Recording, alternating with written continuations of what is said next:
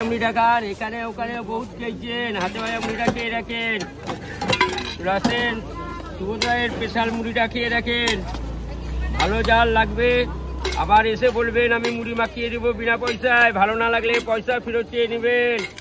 পয়সা ফেরত হয়ে যাবে ভালো না লাগলে? মুড়ি কেউ যদি এসে বলে মুড়ি ভালো লাগছে না আমি পয়সা তাকে ফেরত দেবো। আমি তো কৃষ্ণনগর থেকে এসেছি, তাহলে তো ট্রেন ভাড়া ফ্রি দিতে হবে। ট্রেন ভাড়া ফ্রি দেওয়া যাবে না, কিন্তু মুড়ি ফ্রি পেয়ে যাবেন। এখানে ট্রেন অনেক দেরিতে আসে, মুড়ি খাওয়া হয়ে যাবে, খেয়ে প্রমাণ করে রেখে বলবেন।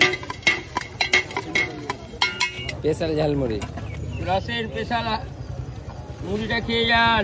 বহরমপুরের স্পেশাল ঝালমুড়ি, স্টেশনের পাশেই বহরমপুর। থ্যাংক ইউ কাকা, দেখি এবার টেস্ট করে, অসাধারণ টেস্ট। যারা বহরমপুর আসবে একবার এই কাকার কাছে মুড়ি